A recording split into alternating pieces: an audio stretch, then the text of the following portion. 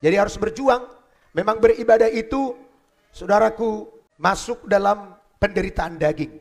Paulus katakan di dalam Timotius, sebab memang orang yang beribadah itu hidup dalam penderitaan aniaya daging.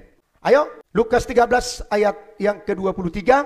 Dan ada seorang yang berkata kepadanya, Tuhan, sedikit sajakah orang yang diselamatkan? Jawab Yesus kepada orang-orang di situ, berjuanglah untuk masuk melalui pintu yang sesak itu. Sebab aku berkata kepadamu, banyak orang akan berusaha untuk masuk, orang yang berusaha pun tidak bisa. Hanya berusaha tidak bisa. Usahakan ya beribadah. Nah, makanya saya tidak suka usahakan ya beribadah, berjuang beribadah. Ya. Kalau saya katakan usahakan, saudara kan, ya saya sudah usahakan, tapi tidak bisa. Tapi harus berjuang.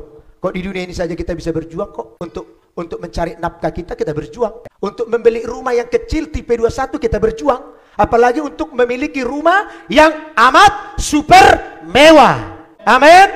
Itu di surga. Jadi saya bersuka cita, jemaat harus bersuka cita. Kalau Yesus memberikan jaminan bagi kita, sehingga kalaupun saudara di dunia ini belum mendapatkan tempat tinggal atau rumah yang kecil, jangan sampai tidak dapat rumah di surga. Amin. Malang sekali kita. Itulah sebabnya Paulus katakan, kita sebagai orang yang paling malang di dunia ini, kalau hanya di dunia ini saja kita berharap kepada Kristus. Di dunia ini saja tidak punya rumah, tempat tinggal, hanya ngontrak. Ngeri kali itu. Di surga nanti juga tidak punya.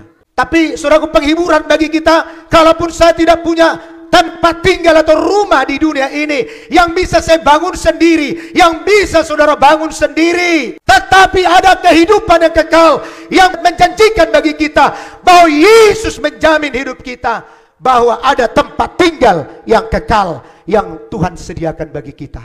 Itulah sebabnya berjuang untuk masuk melalui pintu yang sesak. Jadi pintu yang sesak.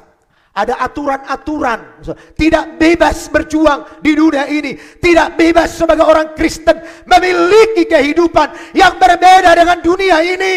Di gereja ini selalu diajarkan, saudaraku, tentang karakter perubahan hidup. Dan juga diajarkan untuk apa? Beribadah sungguh-sungguh, setia taat beribadah. Ayo teruskan, Lukas 13, teruskan. Banyak orang akan berusaha untuk masuk, tetapi tidak akan dapat. Ya, terus. Jika tuan rumah telah bangkit dan telah menutup pintu, kamu akan berdiri di luar dan mengetok-etok pintu sambil berkata, Tuan, bukakanlah kami pintu. Ya, terus. Dan ia akan menjawab dan berkata kepadamu, aku tidak tahu dari mana kamu datang. Jangan sampai perkataan ini nanti ketika tiba penghakiman terdengar di telinga kita. Aku tidak kenal kamu dari mana datang. Itulah sebabnya jemaat di sini, kalau yang mampu memang berjuang, sungguh-sungguh berjuang, mereka berjuang, tekun setia beribadah. Ya, jadi ibadah itu saya rasa kalau kita mempunyai prioritas di dunia ini, pekerjaan sekuler dunia kita, maka beribadah itu lebih dari kita memprioritaskan pekerjaan dunia sekuler kita. Amin.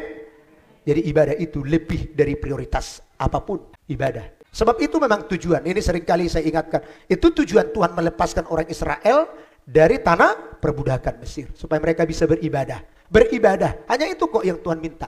Beribadah. Supaya kita benar-benar menyatakan diri kita bahwa kita umatnya Tuhan, domba-dombanya Tuhan.